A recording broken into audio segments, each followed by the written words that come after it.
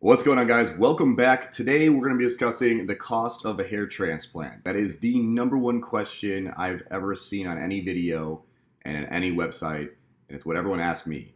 I get three questions really. It's how much will I expect to pay for a hair transplant, how much does it actually cost, and how much did you pay? So I'm going to answer all those questions really upfront and very clearly as much as I can, but please watch the whole video because although I will tell you the price right away, I want you to actually realize why the price range is so drastic, as it's not a very simple answer. So to start, what is the range a hair transplant costs? It can cost anything from $1,000 to $20,000 plus dollars, $60,000 for a whole head over the course of years, or more even. Now, what does that mean and why is that range so much? Let me give you an example. I had 2,500 grafts done. It's technically like 2,649, but I paid for 2,500.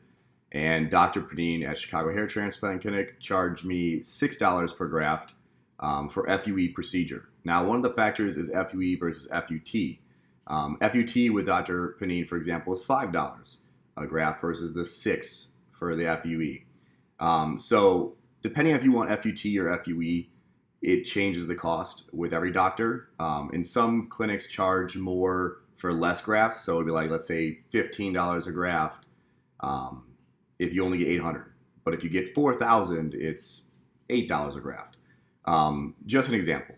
Now, the normal range for a cost of a graft to be done in America is approximately $4 to $15. What I saw when I was doing my research, when I was actually calling clinics and getting advice on my hair transplant, I was seeing $5 to $10 on average was a very typical cost. So, and that was for FUE. Now that being said, I had some doctors say 12, 15. I had some say 4.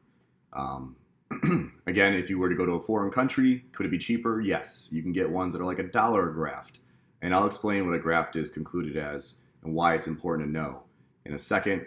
But it's not always the best to go to the cheapest place for a multitude of reasons, and I'll explain that probably in another video because it's a pretty in-depth topic on its own, and this is about the cost of the transplant.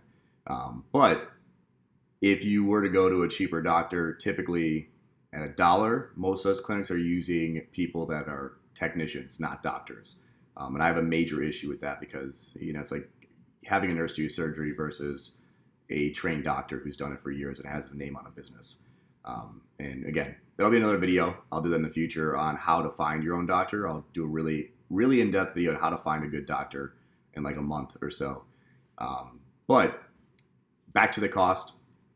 I spent $15,000. If you have similar hair loss to what I did, which I was, I think, a Norwood 5, something like that, I'd have to actually ask Dr. Panine what he thought I was, maybe a Norwood 5A even, which means I had extensive hair loss and I still had some hair, but I was losing a lot. We only did the front, like the front half. So I will probably have to go back in the future and get another one done, which means that my total hair transplant cost could be $30K or more overall. But I just did the first one. I'm super happy with it so far. We are only 5 months in, so take the results with a grain of salt. I mean, we are only 45% of the actual results showing right now. And it looks great. My hair is really messy right now, guys. I spiked it up yesterday when I went out, and then I did not do anything to it today. So it's kind of everywhere. But hopefully this answers your question on what I paid and how much a hair transplant costs. But as far as how much you should expect to pay, the main question that I get is something I can't really answer because I don't know your hair loss. If you have very, very little hair loss and you go to an American company, you could pay $5,000, $6,000. Even if you had medium hair loss, maybe. If you had a lot of hair loss, you're going to be looking over 10K. And that's just from my experience. I'm not a doctor, but I'm just letting you know up front, it'll be expensive. But if you choose a great doctor, it's worth it. Every cent is worth it. It's so crazy. Like we spend so much money on cars, like $50,000 whips, and we don't want to pay that kind of money for hair that's permanent to look good when that car will last 10 years. Like it just doesn't make sense. And there are financial programs, for example, where you can get loans, and most doctors have those.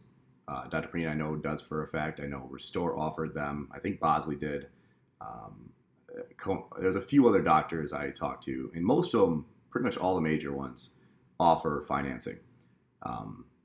And that's really important because it helps a lot of people be able to afford it, and it makes your bill a couple $100 a month to pay for hair that you're going to enjoy pretty much immediately. It does take a year, obviously, to grow in, as you're seeing on this channel, but I have been enjoying the process, and I continue to be excited waking up and seeing new hair growth and new thickness coming in. I will be doing some more product reviews, and I will be posting some physical updates, meaning I'm actually going to be doing a Get in Shape challenge for 6 months starting January 1st, and I will have a lot of videos in January because I will be doing my 6-month update. I will be doing the 6-month checkup with Dr. Panine. I'll be getting my first haircut by a professional, like expensive guy downtown who can go ahead and make me look good, do a fancy haircut for me, which I haven't been able to do in years, so excited about that. I'll also be doing the video on how to find a great doctor, so if you guys are interested in any of these, make sure to stay tuned. But to recap, the few things that you need to know about how you can kind of figure out your price for what you're going to pay. The simplest way is just call a doctor. Call like 10 and just start talking to them. Dr. Panine's is in the description. You can look up a ton on your own. I will be getting some doctors put together for you guys to see in the future here. I'm working on finding the best doctors from all over the place and building a catalog of that so that my fans will be able to choose between multiple doctors. And I'll be finding tons of proof on why they're the best. Again, the number of grafts, which by the way, I didn't even fucking explain that. I'm sorry, guys. Number of grafts that you get will actually change the price of your hair transplant. You're going to need more grafts if you have more hair loss. Now, what is a graft? A graft is basically the root that produces hair. Each graft usually has 1, 2, 3, or 4 hairs. Sometimes you have more. And the reason that hairlines look good is that a good doctor puts single grafts in the front and then layers them second, third, and fourth as they go farther back to give it density, but they want it to look natural. So they do a bunch of single rooted or single hairs in the front. So the number of grafts versus the number of hairs you're getting put in is actually going to be different. So example, I had like 2649 put in as far as grafts, but if I were to guess the number of hairs, it would probably be something more like 5,000, as the average graft has 2 hairs in it. So that's a fun fact, I guess.